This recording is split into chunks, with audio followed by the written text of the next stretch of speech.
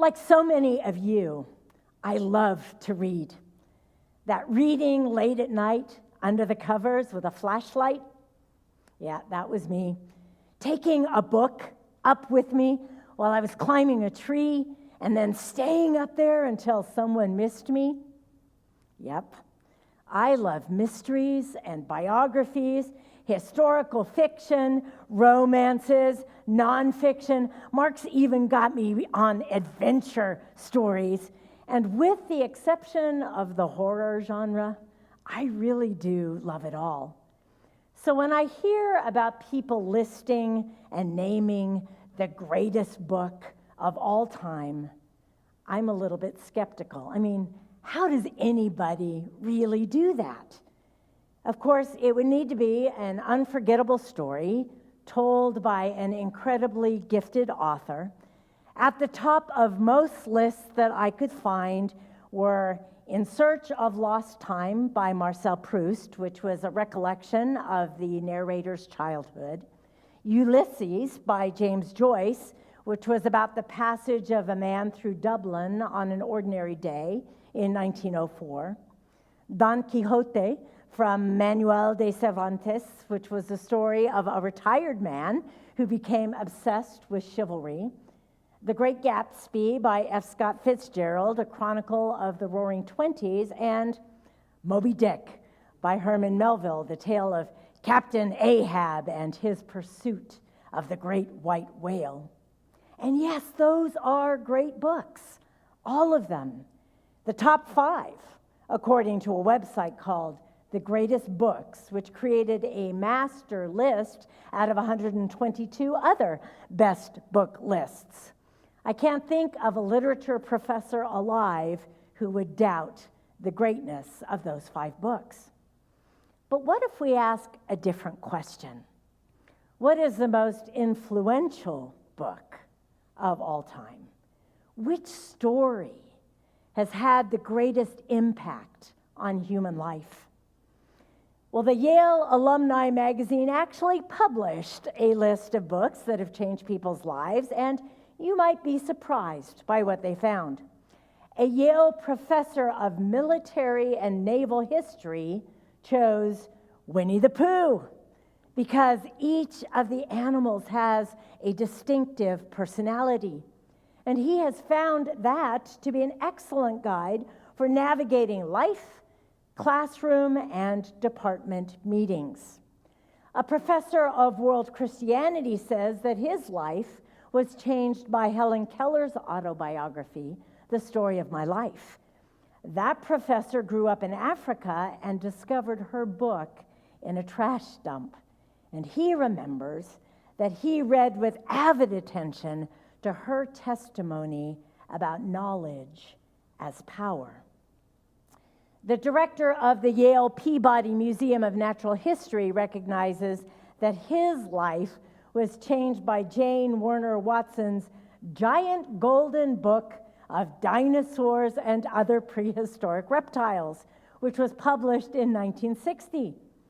Even if the science is now outdated, he says, the illustrations in that book remain just as powerful as when they ignited in me a passion to understand the natural world. Winnie the Pooh, Helen Keller's autobiography, a giant picture book of dinosaurs. Those are books that have changed people's lives. We could add the Gospel of John to that list. John 3:16 alone, the verse that reformer Martin Luther called the gospel in a nutshell, has transformed the lives of countless thousands of people. And then there's the story of Jesus meeting the woman at the well, a story that has helped people understand how cultural and ethnic relationships can be forged. And of course, today's story, told so beautifully by Barb, tells the story of death and resurrection and belief, a story that has generated faith in the lives of millions. John's account of Jesus and Martha and Mary and Lazarus, an account that does not appear in any other of the Gospels, has all the drama of the world's greatest and most influential books. So Jesus tells us that a certain man named Lazarus of Bethany, the village of Mary and her sister Martha. So we can really imagine Lazarus and his two sisters as vivid characters, as distinctive as Pooh and Piglet and Eeyore from Winnie the Pooh. In fact, you might think of Lazarus as sort of a Pooh, friendly, spirit-filled, whom everybody likes and wants to hang out with. Mary is sort of a Piglet character, intelligent but somewhat timid. And Martha is Eeyore, sardonic and pessimistic. So Eeyore and Piglet send a message to Jesus. Lord, the one whom you love is ill. They knew that Jesus loved Lazarus, and they assumed that he would rush to their side. But Jesus sort of brushes their message aside, saying, this illness does not lead to death. Rather, it is for God's glory. And he stayed 2 days longer in the place where he was. And while he was there, Lazarus died. Eventually, we read Jesus traveled to Bethany and found that Lazarus had been lying dead in the tomb for 4 days. So Martha left her house to meet Jesus in full Eeyore mode, glum and pessimistic. She probably said, it's all for nothing. I mean, you could even imagine, does she have her hands on her hips when she said, Lord, if you would have been here, my brother would not have died. But since Mary also had strong faith in Jesus, she went on to say, but even now, I know that God will give whatever you ask. So Jesus responds to her, your brother will rise again. And Martha / Eeyore said, I know that he will rise again in resurrection on the last day. But Jesus was determined to change her thinking about new life, so he announced, I am the resurrection and life. Those who believe in me, even though they die, will live. And everyone who lives and believes in me will never die. Do you believe this? What a crisis for an Eeyore type who is in the habit of saying, wish I could say yes, but I just can't. Martha, you see, could see the facts around her. Lazarus was dead. His body was rotting in the tomb, and he wasn't scheduled to rise until the resurrection on the last day. But now Jesus was saying, I am the resurrection and the life. Do you believe this?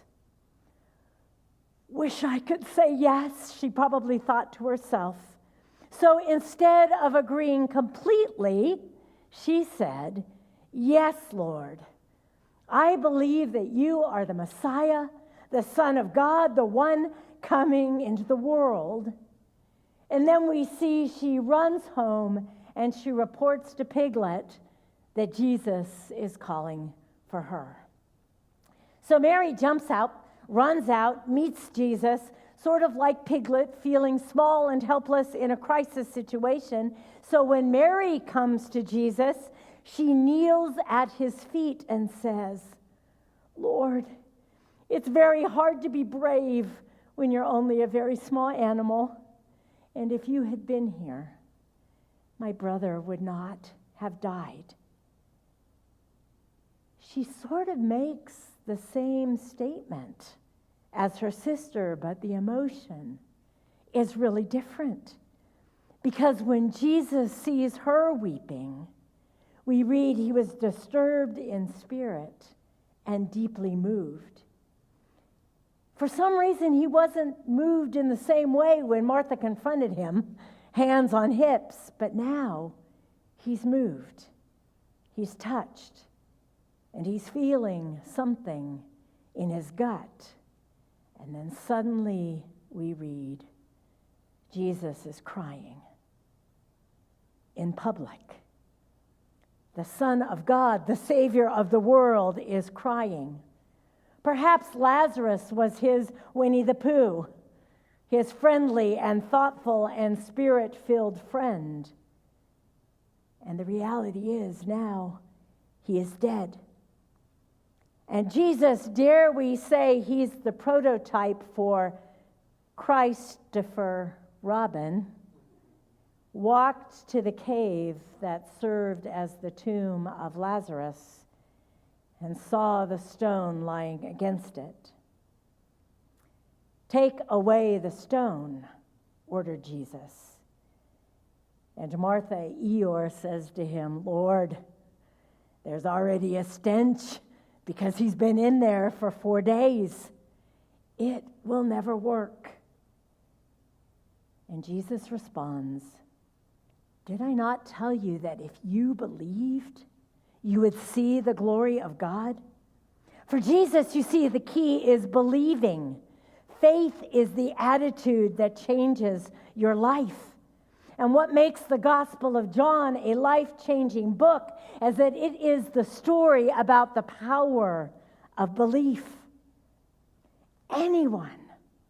Anyone who believes can have eternal life. Anyone who believes has passed from death into life.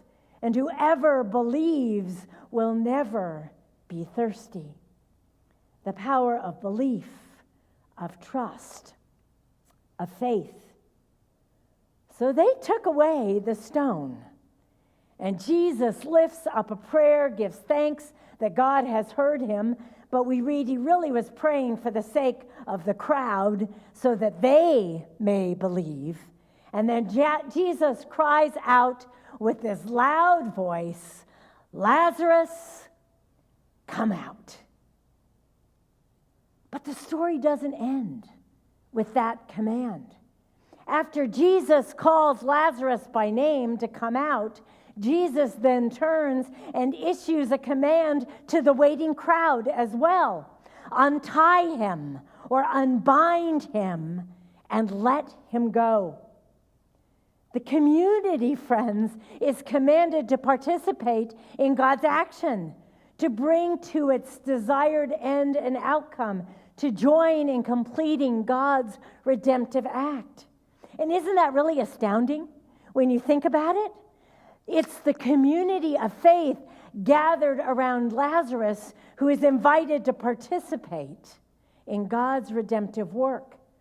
Yes, the rising of Lazarus from death to new life, that's entirely the Jesus thing. And yet, then Jesus invites the community to participate, to do something essential and meaningful and important.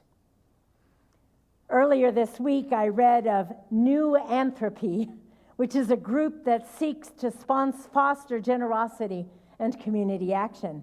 And my attention was immediately grabbed by the lead questions it posed. What if we picked ourselves to be the heroes of our community?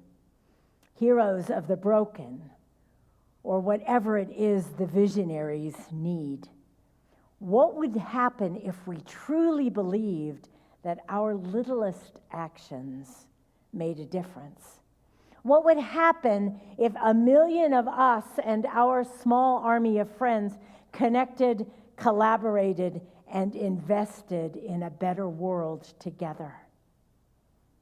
Friends, those are the questions of falling upward that we've been asking throughout this Lenten series, of living into the second half of our spiritual life. What are we being asked to unbind and to let go of so that the world can be a better place? Once upon a time, there were 3 men.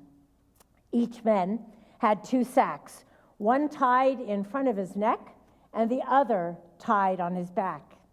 And when the first man was asked what was in his sacks, he said, In my sack on the back are all the good things that my friends and family have done. That way, they're hidden from view. In the front sack are all the bad things that have happened to me. Every now and then, I stop, open the front sack, take the things out, examine them, and think about them. Well, because he stopped so much to concentrate on all the really bad stuff, he really didn't make much progress in life. The second man was asked about his sacks, and he replied, well, in the front sack are all the good things that I've done. I like to see them, so quite often I take them out to show them off to people. The sack in the back, I keep all my mistakes in there and carry them all the time. Sure, they're heavy. They slow me down, but for some reason, I just can't put them down. And when the third man was asked about his sacks, he answered, the sack in the front, it's great. There I keep all the positive thoughts I have about people, all the blessings that I've experienced, all the great things that other people have done for me. And the weight's not a problem. The sack is sort of like a sail of a ship. It keeps me going forward. The sack on my back is empty. There's nothing in it. I cut a big hole in the bottom, and in there I put all the bad things that I can think about myself or that I hear about others. And they go in one end and out the other, so I'm not carrying around any extra weight at all. When it looks like we've fallen just about as far as we can go, this shift in perspective allows us to experience falling as falling upward and onward into the broader and deeper world where our soul can finally find its fullness, is finally connected to the whole, and lives inside what we might call God's big picture. And what's inside that big picture? Well, there's this true unbinding and letting go of all of the setbacks we have ever experienced in life, seeing them as a way upward because of our learning from them. Because if we don't unbind and let go, and we don't walk out of our own volition into a life centered in the love of God, friends, if we don't do that, it's because we don't want to. So Richard Rohr closes out his book and our series with these words. God will always give you exactly what you truly want and desire. So make sure you desire deeply, desire yourself, desire God, desire everything good, true, and beautiful. Amen.